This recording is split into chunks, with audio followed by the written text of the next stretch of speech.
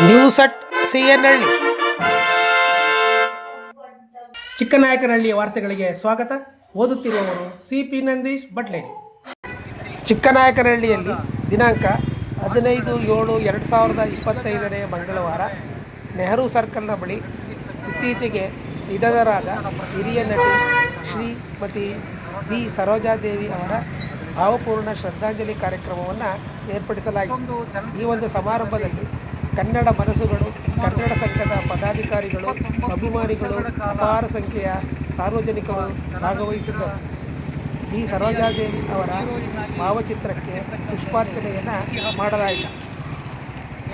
ಈ ಸಂದರ್ಭದಲ್ಲಿ ಕನ್ನಡ ಸಂಘದ ಅಧ್ಯಕ್ಷರಾದ ಶ್ರೀ ಬಿ ರೇಣುಸ್ವಾಮಿಯವರು, ಕನ್ನಡ ಸಂಘದ ಕಾರ್ಯದರ್ಶಿಗಳಾದ ಕೃಷ್ಣೇಗೌಡರವರು, ಕಲಾವಿದರಾದ ಗಂಗಾಧರ್ ಮದ್ದನಮನೆ ಅವರು, ರಾಜೂರವರು, ವಕೀಲರಾದ ಚಿಕ್ಕಣ್ಣನವರು ಇನ್ನು ಮುಂತಾದ ಅನೇಕ ಗಣ್ಯರು ಈ ಸಭೆಯಲ್ಲಿ ಭಾಗವಹಿಸಿದ್ದರು.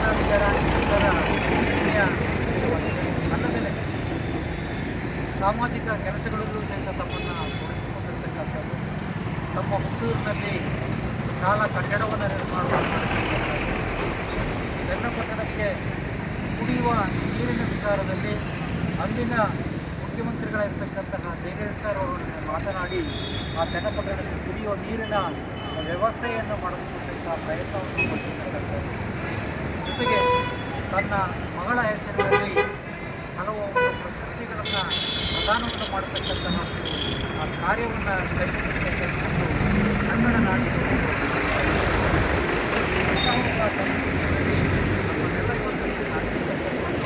ಕನ್ನಡ ನಾಡಿಗೆ ತುಂಬಲಾಗಿರ್ತಕ್ಕಂತಹ ನಷ್ಟ ಆಗಿದೆ.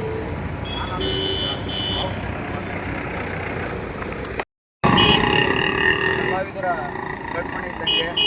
ಯಾಕೆಂತಂದರೆ ಇಡೀ ಕನ್ನಡ ಚಲನಚಿತ್ರದಲ್ಲಿ ಬಹುತೇಕ ಪೌರಾಣಿಕ ನಾಟಕಗಳಲ್ಲಿ ನಾವು ತೊಟ್ಟು ಮಕ್ಕಳಿಂದಲೂ ನೋಡ್ಕೊಂಬಂದಂಥದ್ದು ಅವರೇ ಹೀರೋಯಿನು, ಈಗಲೂ ಹೀರೋಯಿನ್ ಅವರೇ ಅಂತಲೇ ನಮ್ಮ ಭಾವನೆ. ಯಾಕೆಂತಂದರೆ ಹೊರನಟ ಡಾಕ್ಟರ್ ರಾಜ್ಕುಮಾರ್ ಅವ್ರನ್ನ ಸೇರಿದಂತೆ ತುಂಬ ಪ್ರಬುದ್ಧ ಕಲಾವಿದರ ಜೊತೆಯಲ್ಲಿ ಪಂಚತಾರ ಭಾಷಾ ನಟಿಯಾಗಿ ಅವರು ಎಲ್ಲರ ಜೊತೆಯಲ್ಲೂ ಆ್ಯಕ್ಟಿಂಗ್ ಮಾಡಿದ್ದಾರೆ. ಅವು ಸಾಮಾನ್ಯವಾದ ಆ್ಯಕ್ಟಿಂಗ್ ಅಲ್ಲ, ಅದು ಜನಕ್ಕೆ ಹತ್ತಿರದಲ್ಲೇ ಇದೆ, ಎಲ್ಲ ನಮ್ಮ ಕಣ್ಮುಂದೆ ನಡೀತಾ ಇದೆ ಅನ್ನೋ ಮಟ್ಟದಲ್ಲಿ ಆ ಕಲೆಗೆ ಜೀವವನ್ನು ತುಂಬಿ ಅಭಿನಯಿಸ್ತಕ್ಕಂಥವ್ರು. ಹಾಗೆ ಸಮಾಜ ಸೇವೆಯನ್ನು ಸಹ ತೊಡಗಿಕೊಂಡಂಥವ್ರು. ಅವರ ಅಗಲಿಕೆ ಕನ್ನಡ ಚಿತ್ರರಂಗಕ್ಕೆ ಒಂದು ತುಂಬಲಾರದಂಥ ನಷ್ಟ.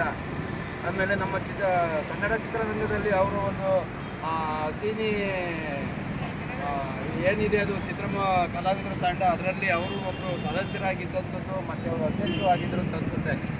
ಅಂಥ ಒಂದು ಮಹಿಳೆ ಕನ್ನಡ ನಾಡಿನ ಕನ್ನಡ ಚಿತ್ರರಂಗಕ್ಕೆ ಕೊಟ್ಟಂಥ ಕೊಡುಗೆ ತುಂಬ ಅಭೂತಪೂರ್ವವಾದದ್ದು.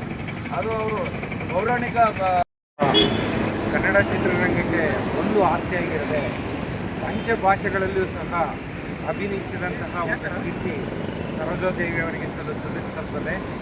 1938ರಲ್ಲಿ ಜನಿಸಿದಂತಹ ಸರೋಜಾದೇವಿಯವರು ಸುಮಾರು 200ಕ್ಕೂ ಹೆಚ್ಚು ಚಿತ್ರಗಳಲ್ಲಿ ನಟಿಸಿದಂತಹ ಒಂದು ಕೀರ್ತಿನೂ ಸಹ ಅವರಿಗೆ ಸಲ್ಲುತ್ತದೆ.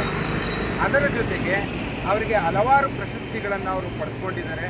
ಪದ್ಮಶ್ರೀ ಆಗಿರ್ಬೋದು, ಪದ್ಮವಿಭೂಷಣ ಆಗಿರ್ಬೋದು, ಪ್ರಶಸ್ತಿಗಳನ್ನು ಗಳಿಸಿ ಅದೇ ರೀತಿ ಬೆಂಗಳೂರು ವಿಶ್ವವಿದ್ಯಾನಿಲಯದಿಂದ ಡಾಕ್ಟರೇಟ್ ಪದವಿಯನ್ನು ಸಹ ಅವರು ಗಳಿಸ್ಕೊಂಡಿದ್ದಾರೆ. ಅದರ ಜೊತೆಗೆ ಅವರು ಹಲವಾರು ಸಮಾಜಮುಖಿ ಕೆಲಸಗಳನ್ನು ಕೈಗೊಂಡಿರ್ತಕ್ಕಂತಹದ್ದು ಅವರ ಸ್ವಂತ ಊರಲ್ಲಾಗ್ಬೋದು ಅಥವಾ ಇಡೀ ನಮ್ಮ ಕನ್ನಡ ನಾಡಲ್ಲಿ ಒಳ್ಳೆಯ ತನ್ನದೇ ಆಗಿರ್ತಕ್ಕಂತಹ ಈ ಒಂದು ಸಮಾಜ ಕಾರ್ಯಗಳನ್ನು ಸಹ ಮಾನ್ಯರೇ. ಶ್ರೀಮತಿ ಸರೋಜಾದೇವಿಯವರು 77 ವರ್ಷದವರೆಗೂ ದೀರ್ಘ ಆಯಸ್ಸುಗಳಿರ್ತಾರೆ. ಇದಕ್ಕೂ ನಿಮ್ಮದು ಸದಾ ಇಷ್ಟು ಅಂತಲೇ ನಾವು ಹೇಳ್ಬೋದು.